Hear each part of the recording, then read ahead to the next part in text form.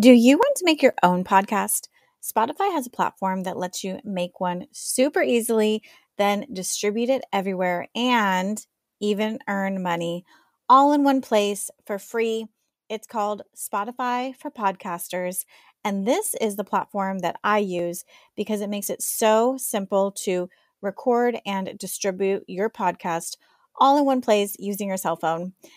What you need to do is download the Spotify for Podcasters app or go to www.spotify.com/podcasters to get started. Hello, my name is Catherine Moore, social worker, mom, coffee lover, and founder of Social Workers Rise, where we inspire social workers to connect, expand their knowledge, and change more lives than they ever thought possible. I'm so excited you found my podcast. We will talk everything social work on every level from micro to macro. We will hear the stories of social workers who are doing big things, learn new skills, and most importantly, give you actionable steps to make a difference today. Let's go.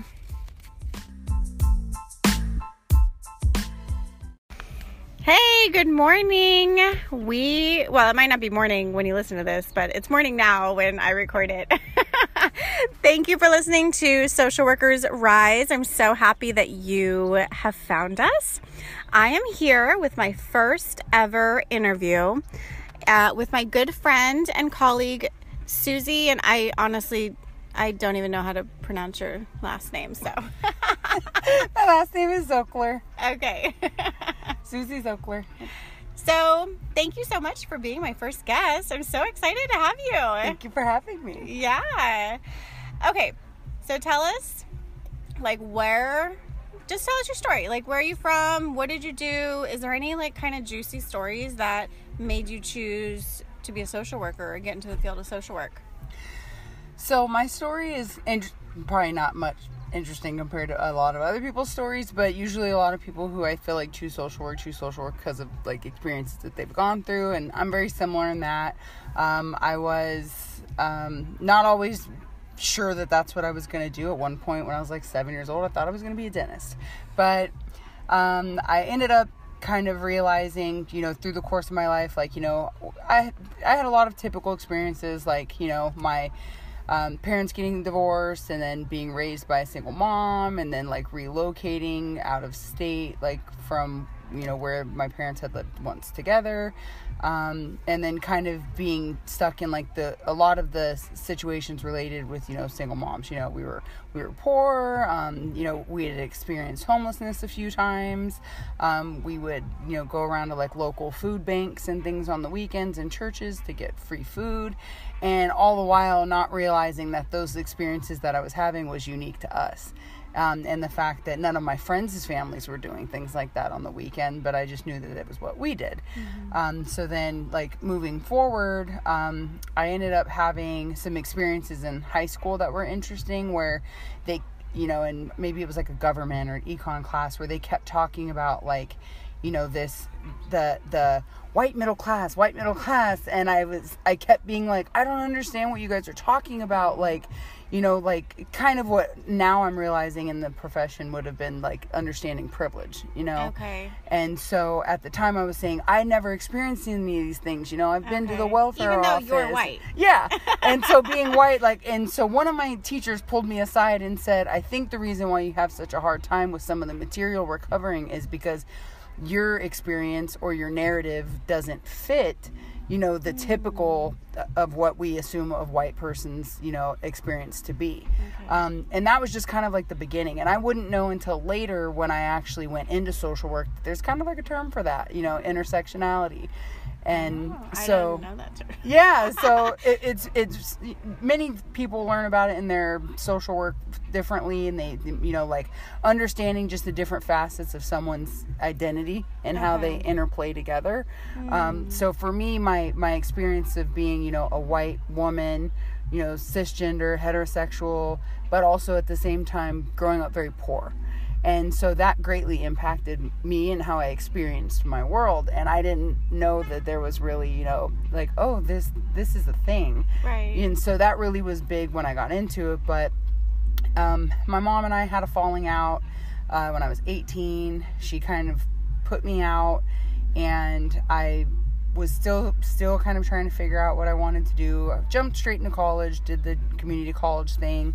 In that time, I was doing what I thought was important, and I was going to counseling. Actually, it started as family counseling, and it was supposed to be something that was supposed to benefit, you know, everyone in the family. Well, not everyone stuck to it, but I did. Okay. And my counselor or therapist at the time ended up becoming kind of like a mentor as well. And she had an MFT and an LCSW. And so I asked her, you know, like, well, these are kind of the things that I'm interested in. I really want to help other kids who were, you know, at risk, or, you know, first-time college graduates get into college, because I really see that as being the gateway, you know, to maybe a little bit easier life. And so she said, you know, it sounds like you really would be like a good fit for social work.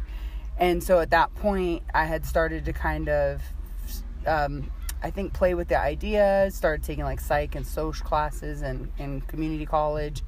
Then I experienced a loss I was dating a guy, like a significant other, who died in an accident.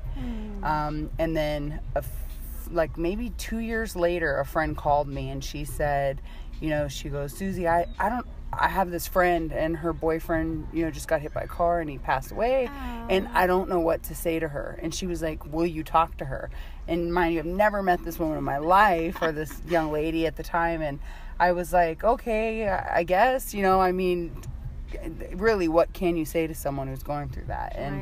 And so I gave the girl a call, and we talked for a while, and that is my aha moment.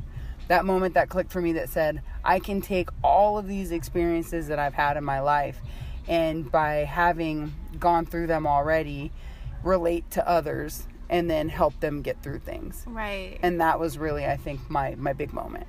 Yeah, that's powerful.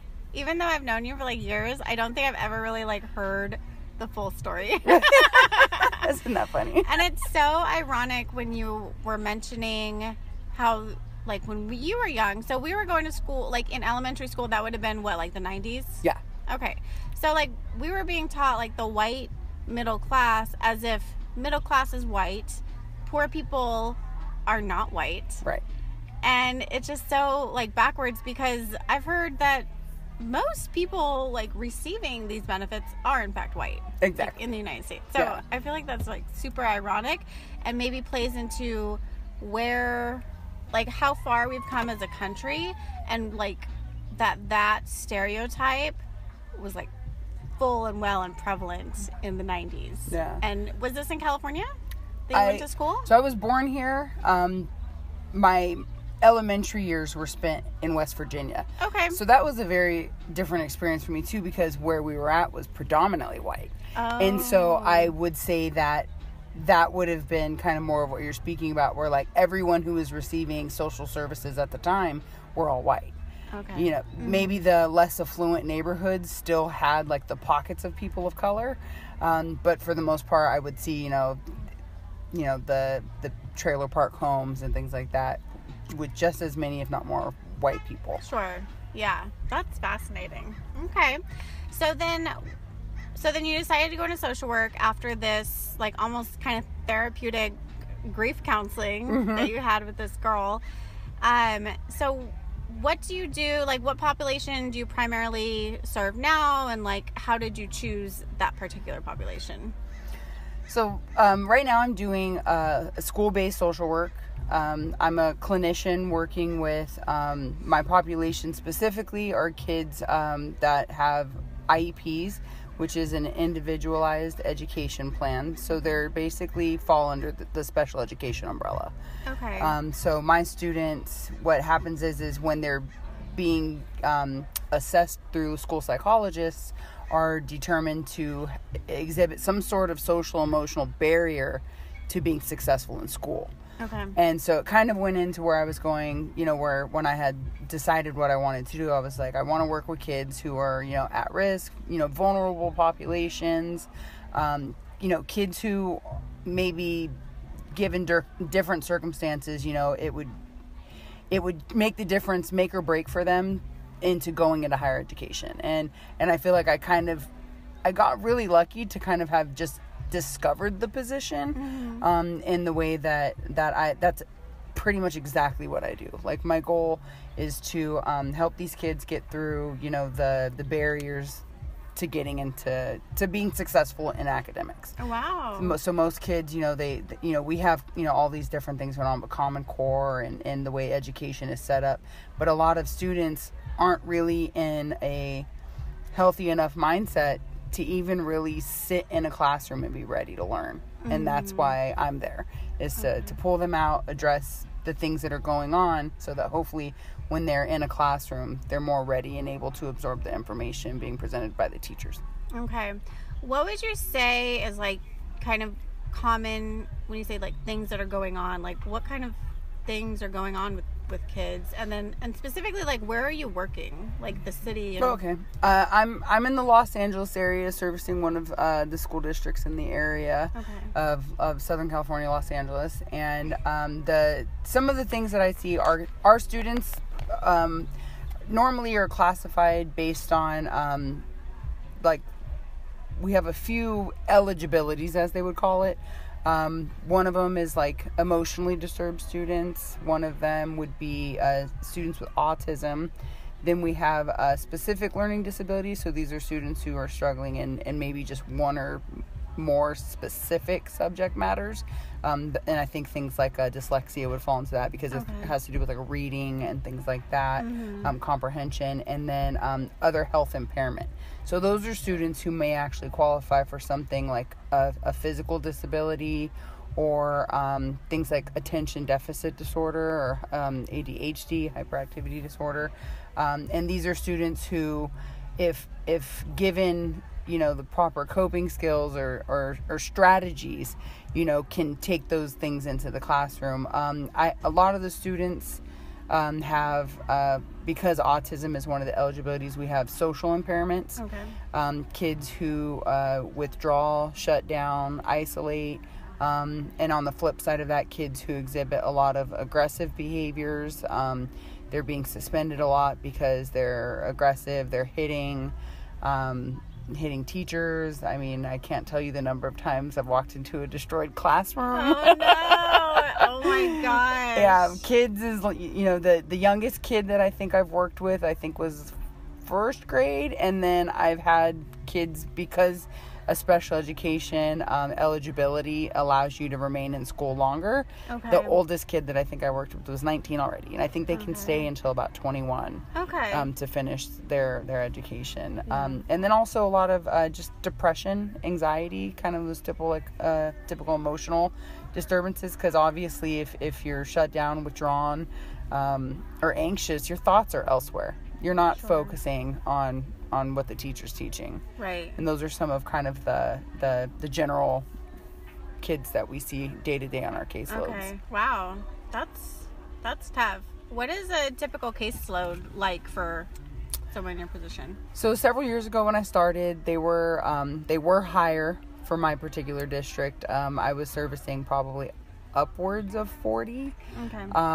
And those students usually receive typically like their prescribed minutes, anywhere usually between like 30 and 60 minutes a week is average.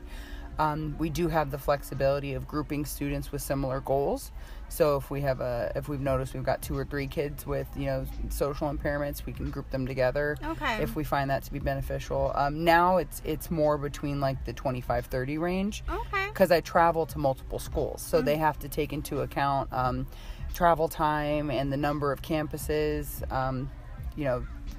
Every single campus has a different bell schedule, so you're running into barriers of how can I pull kids if I arrived and it's their lunch, and now I've lost 30 minutes of my day and I have 3 more kids to see, kind of thing. Wow. And then battling through LA traffic. Yeah. Oh, yeah. That too, of course. Yeah. It never stops. Yeah. It goes from awful to like bad and then back to awful. Yeah. So then these kids, they have a lot of different things going on, and there's so many different needs. Like, what do you typically do to kind of help them like focus, or to help them maybe be more motivated? Like, are there kind of techniques that you do with them or teach them? So for some students who are having like, definitely like most in general, I guess, like clinicians, every single student's case by case basis, and what works for one may not necessarily work for another. So being open-minded that like you may fail a lot of times before you find something that works.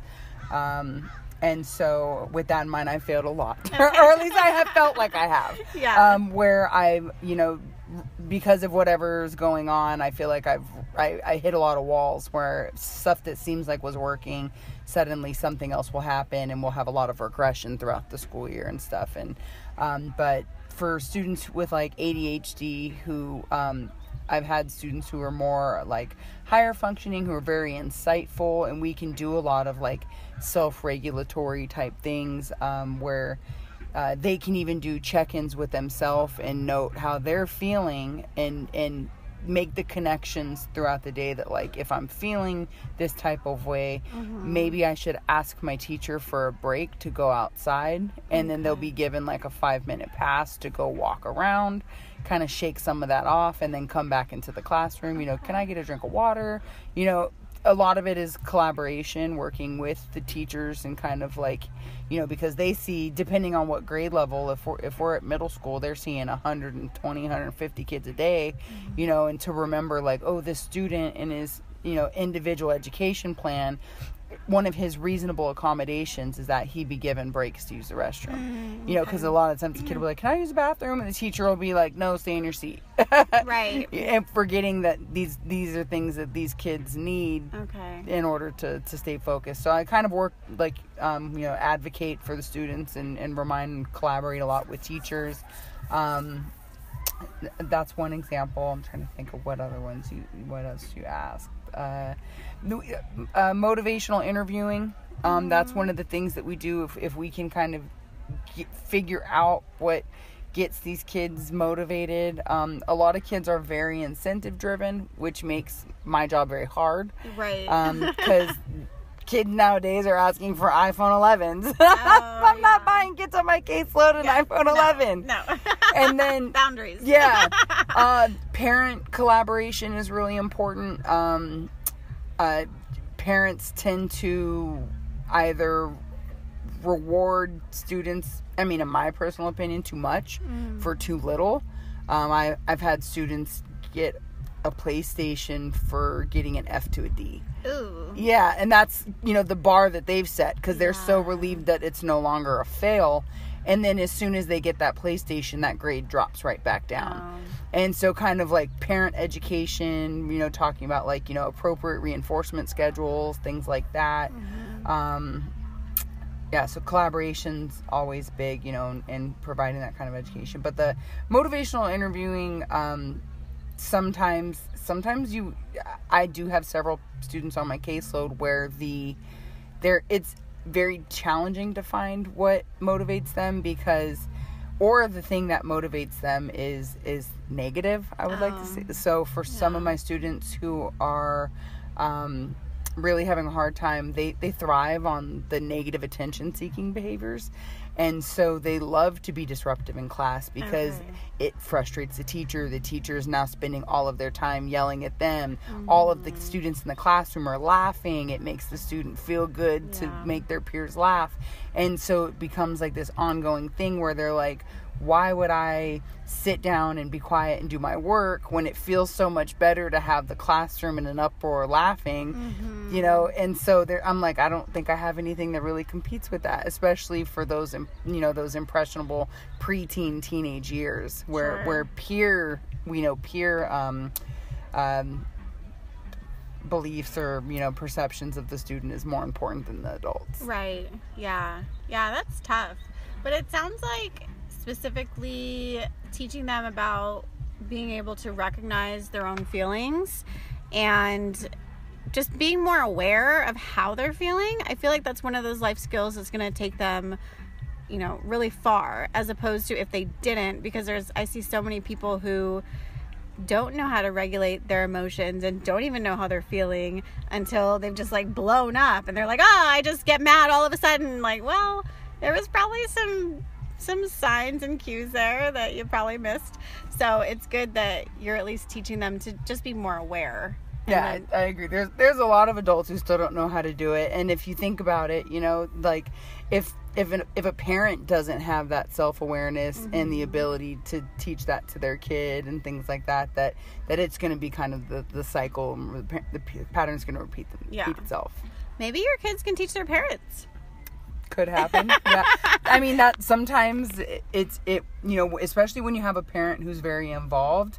Like I have had in the past, a student want to go home and tell their parents about what they learned and stuff like that. And then it'll create a conversation between me and the parent. And sometimes it does work that way where they're being more mindful of, you know, their influence that they're having on their kid, because you know, if a parent is explosive when they're angry, and then we see a child exploding at school, and then we ask them, you know, we've kind of done like these little like anger family trees or whatever, where we discuss how each individual in the family reacts when upset or angry. Interesting. And then I had this one kid who just was like, I'm just like my dad, and he was a 4th grader.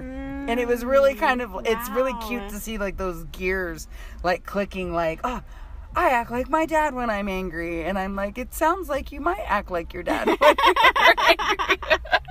Wow, that is so cool. I've never heard of an anger tree. Wow. So what, can you explain that to me? Yeah, well, kids are really visual, and that's the one thing is, like I said, every age group that I work with is very different. I always thought I was super stoked to work with middle school and high school, and this year I don't have any elementaries, and I miss the little kids. So, for example, what we would do is I would basically just let them color a tree for me.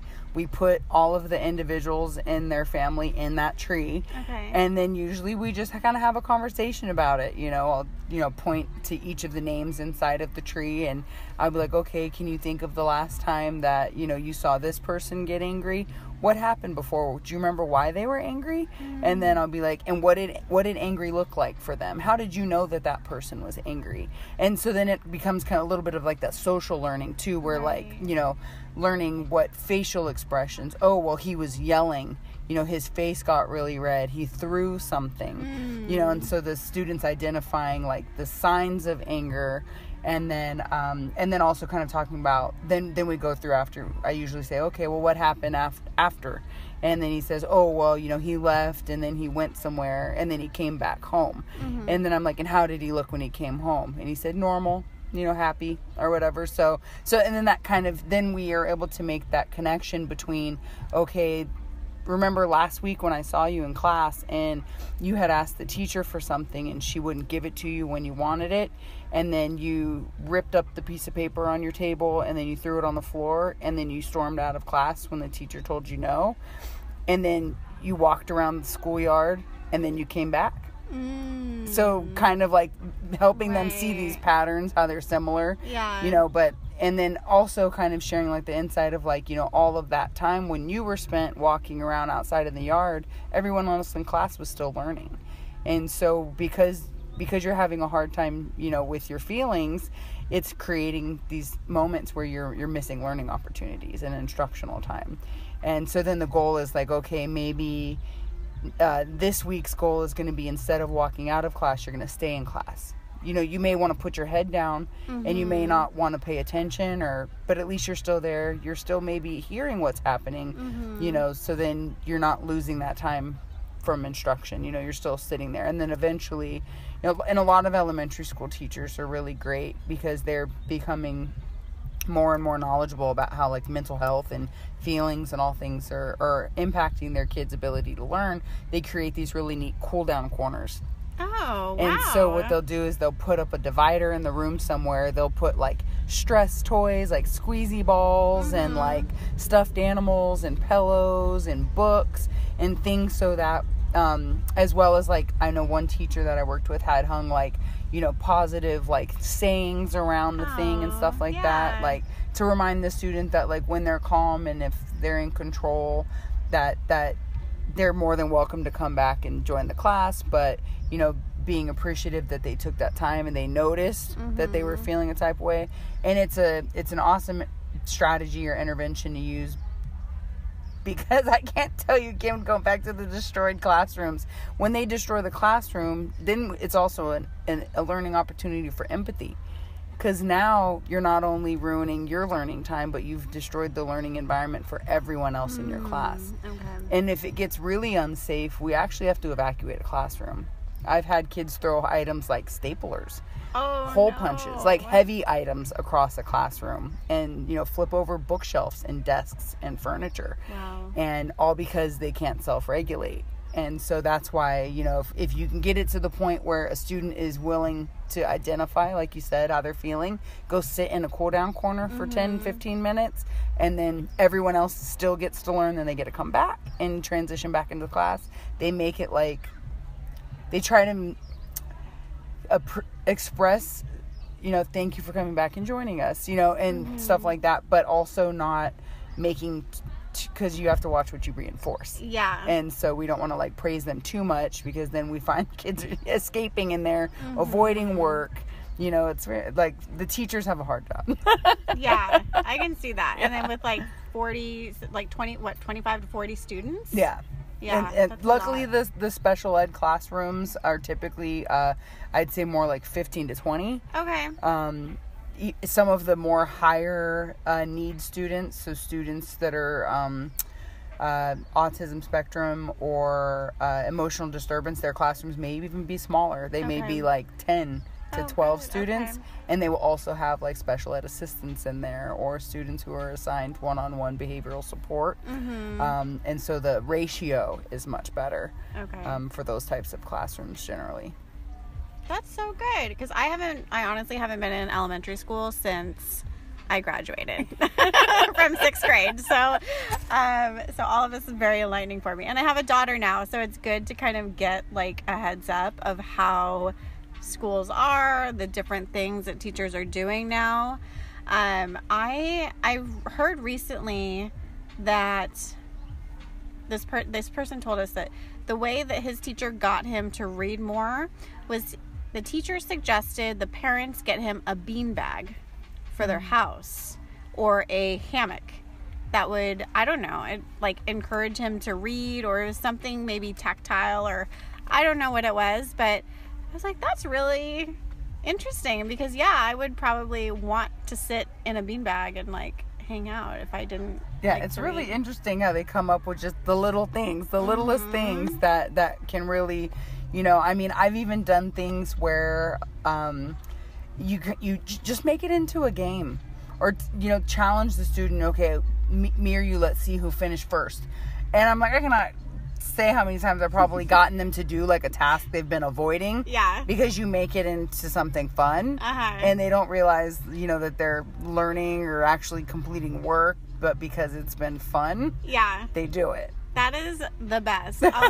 I'll do it with my 2-year-old. So I'll be like, okay, Aaliyah, how fast can we pick up all the toys and put all the toys in your bins so we can go walk the dog? So we're picking up the living room and we get to go walk the dog. Like 2 things off of our to-do list. Perfect. That's awesome. So, like, I can kind of see or hear about some changes that have happened since I was in elementary school, since the 90s, which was, like a long time ago. So what kind of changes do you feel are happening now and that are going to happen kind of in the next, I don't know, year, 10 years, you know, whatever? So some of the things that I see is, I mean, I think my school district is very proactive in the fact that they're always trying to be like up to date, but I also see them trying to be like in the forefront of making some progressive moves as in a lot of ways. But that being said, they also are doing the same for mental health. They're really prioritizing putting mental health first of the students, because, you know, healthy families, healthy students, you know, is really what's going to lead to a successful student. And so they are working very diligently to create ways for families to access services, their policies all reflect, I think, like their values of addressing, vulnerable populations. Like they're creating positions for supporting LGBT specific students. They're creating positions to address issues with gang interventions. I mean, those are things that they've had for a while too. They have programs, the bullying is a big issue. We're seeing a lot of issues with bullying. And so they have these special units that they develop to go out into the schools to provide education to staff, students, everyone on campus. They're creating these mental health clinics where you can receive services. Because my students are only falling under the special education, we realize they only make up a certain percentage of students on campus. What about everyone else? So utilizing the fact that, in social work, we know that people of color tend to be skeptic of systems and mistrusting, for good reason. And so since their students are already enrolled on campuses, they're already used to, they're building relationships on campuses with like family centers and stuff like that. They've started creating these mental health facilities on campuses. Wow. And so parents can come in and receive support and take their students for support in order for them to address mental health, challenges and stuff like that. And parents are more likely to access them because the school is something that they can trust. The rapport is already there. And they're already there. Like, they have to drop their kid off anyway. Yeah, and so that was like a really good idea, I thought, for them to come up with that. They're not at the point where they have them in every school, but they definitely have some of them, kind of spread out throughout the district so that hopefully they're more accessible. I see things, I think the big work right now is, and that's what we see a lot with with the nation is being sensitive to mental health and mental health issues as a whole, because people are afraid to ask for help. And so, we're hoping to have, less suicide, less bullying, less self-harm. We know that, high school kids, we do these surveys with, I believe they're 10th grade students every year fill out surveys to discuss behavior. The substance abuse is on a rise. Things like, the vape pens and things like that with, tobacco, marijuana. Kids are raiding parents' pill cabinets and stuff like that. I have been at work and have had an EMT have to take kids to the hospital because they were, falling out from abusing pills and things like that. And these are scary things for everyone to have to see. Yeah. And so I know that that's one of the new positions they've created, is to address the substance use, providing kids with like education, because ideally if students are healthy, their coping is healthy. Right. Because everyone goes through hard times, but it's how we're dealing with it. And if kids are turning to substances, that's the last thing that we want. Yeah. It's not just say no anymore. Right. Yeah. We got young developing minds, and they're chemically altering their brains, and that's an issue. Yeah. But I think creating an environment as a whole, and a culture on these campuses where it's okay to ask for help, and it, to destigmatize mental health services. That's the big push I see right now. Continuing to address vulnerable populations and continuing to make resources available and destigmatizing mental health services and stuff like that, both in the student level and the family level as well. Those are the big changes I see that's happening right now. Yeah, that's amazing. That's great. I feel like that has the potential to just change the entire culture going forward. Could you imagine? Start them young. I know, like a culture where mental health was not stigmatized. Like, it would be just like a health condition, going to the doctor and like, oh yeah, that's just what you do. You go to the doctor and I get treated for my depression. Like, that would be just so amazing for people just openly like, oh yeah, I was diagnosed with schizophrenia the other day, and I don't know. And I have this support group full of great people that I talk to, and they get it, and to be able to just like share that openly, I feel would really reduce the isolation. Because I saw a study that I think Cigna did it, the loneliness study. Have you heard about this? I don't think so. So they did the study, and I'll put it in the show notes. They found that one of the loneliest populations was Generation Z, so like the teenagers and early 20s. Which I find is so ironic, because at that time when I was there, all I did was hang out with friends. Right. Like, I wasn't lonely. And culturally, that's a big shift too. I mean, kids nowadays, like, I normally start all of my sessions with just like a general, like, how's your week? How you feeling? You know, and then I'm like, I ask them for highlights or challenges, or, you know, give me one of both. And most of the time I'm expecting something like, played basketball this weekend, or went to the beach with my cousins, or did something. And most of them are like, I don't know, I slept, or really, I played video games. And so in a culture that's so heavy on social media and interacting behind a screen, they've completely lost the ability to interact with each other, or the motivation or drive to. And I was just like you. I remember, you know, I had my driver's license like right after I turned 16, and there was no keeping me home. You know, I was out every weekend, or going to friends' house and having sleepovers. And, you know, to me, it just blows my mind that kids have lost the drive to do those things, and to really connect. And like you're saying, it's resulting in feeling lonely. That's so crazy. So crazy. We need to change that too. Work on that too, yeah. Connectedness. Yeah. So for people who might know someone who is school-aged or under, 19, is there anything that we can do, either as social workers or just as people in general in the community, to kind of just support them and be there for them and show them that we care? I mean, obviously we've got friends and family who all have school-age children and things like that, and you may have some insight already from knowing the adults. Or maybe, I do get a lot of questions from people who just know that I do social work. They may or may not be asking me questions that I can't answer, because it'll be related to a different avenue of social work, like something more, Department of Children and Family Services or something.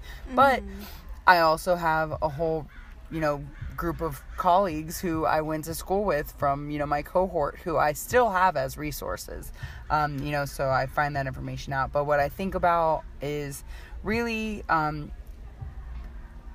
if you're listening to this podcast, you now know about a variety of services that are available. Really encouraging the family or the student, it's mental health services. Students, depending on what the challenge may be, doesn't need parent consent after about 12. Oh, wow. And so, I didn't know that. Yeah, so these are things related to, like a gay or lesbian kid who's afraid to tell their parents because they think they're going to get kicked out. But they're in a lot of distress, and they're questioning, and they have all these things that they can't answer. They can go to, and they can say, if you tell my parents, this may be the result, or, so they are able to provide their own consent. Same thing goes with kind of sex education and getting that type of support too. But so if you know that the student's going through something like that, you can let them know that they may be able to access these types of services on campus, with or without their parents' knowledge. And the explaining to parents about the resources that are out there, and really advocating for their students and their family on campuses. Get connected with your parent-family centers on campuses. Like, a lot of schools have them. Maybe you don't have time to volunteer, but they're there, and they're usually really aware of the resources that are available. A lot of parents volunteer their time there throughout the week, and really just kind of get you connected. But I can think back when I was in high school, and kind of what I think was still a part of like my social work testimony, if you will, was that I did have adults. I had some teachers who I felt like I could go to. And so making yourself available. If you see something, say something. Mm-hmm. And so if a student appears to be more withdrawn, like, we do a lot of trainings and professional developments where we are taught to see these signs of changed behavior in kids. So if you see something, allowing that student to know that you have an open door, and that like you're willing to take the time to talk to them. Mm-hmm. It may become a regular thing where they want to come in and have lunch in your classroom. Yeah.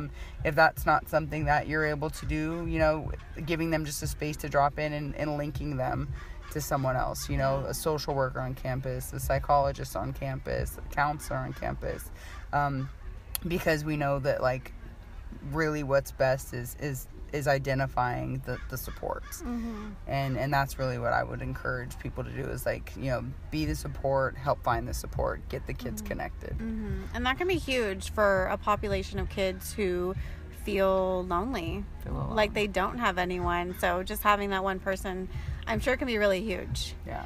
And that kind of reminds me, when I worked with hospice, sometimes people who had children, I would recommend that they notify the school and give them the heads up that this is going on. Maybe like their grandma that they lived with is very sick, or maybe, sometimes it was even a parent that was really sick and passing away. So, but I never really knew what happened on the other side of like, oh yeah, go tell the school, because that's what my supervisor told me to say. Right. But I had never worked with the school, so I didn't know that, they have like all of these supports that could possibly be available for them. And I imagine giving the teacher the heads up, like, oh, this is going on and you might see some behavior changes. So just maybe show them a little extra love. Yeah, I can definitely think of times where I became privy to information that the student didn't provide me. Okay. About, a grandparent passing or a parent passing, and definitely being able to see, and normally, staff may tell me because they think it's important that I know because I'm working with them, mm-hmm. but maybe they don't think that the teacher should know or something like that, mm-hmm. when I absolutely think the teacher's the person spending the most time with them throughout the school day, mm-hmm. And so that is definitely something, that they should be aware of. Yeah, because I remember when I lost my grandmother, I was like 18, so I was technically in college, but I know that I was not telling anybody what happened, because you're just trying to cope, and you're not really emotionally mature. You don't even know how to talk about it, like what kind of emotions, like you don't know how you're supposed to feel, like I'm supposed to tell people that this is happening, like why?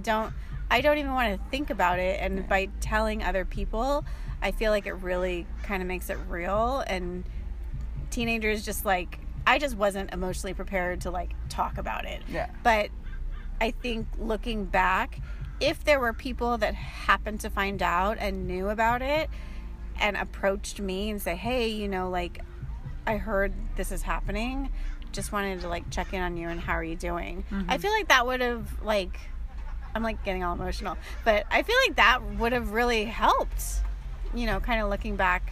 Well, one quote that like I always think about, I can't remember who said it or where it came from, but that, joy shared is doubled, and then like grief shared is 1/2.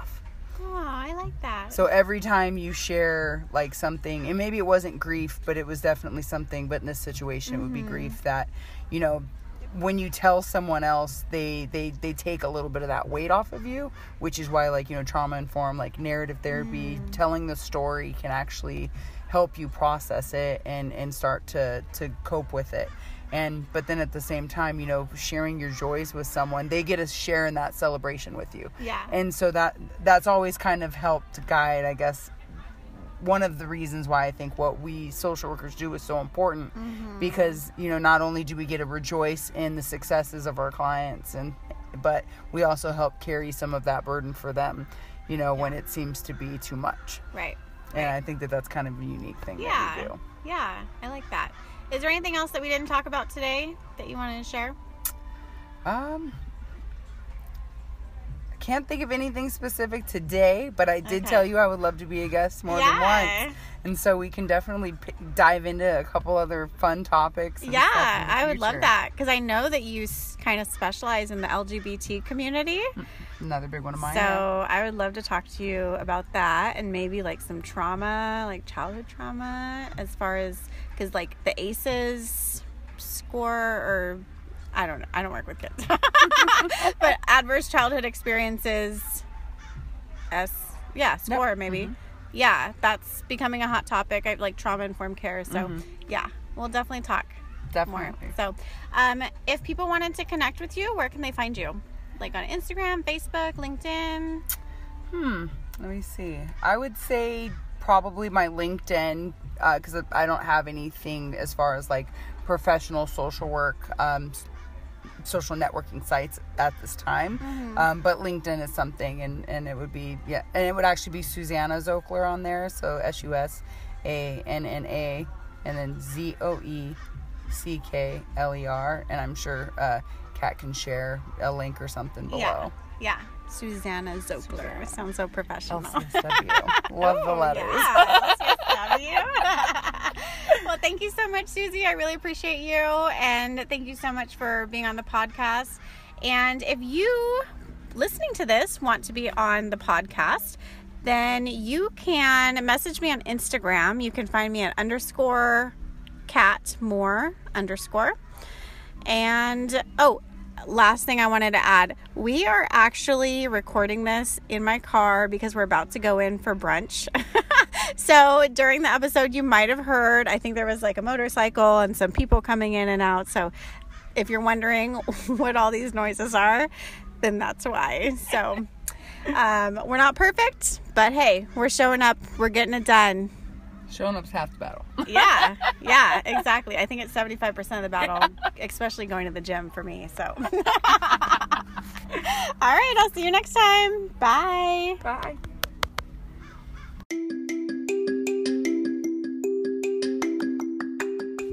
Thank you so much for listening to another episode of Social Workers Rise. If you loved it, please leave a 5-star review and a little note about what you loved. This helps our ratings and helps other social workers just like you find us and join our community.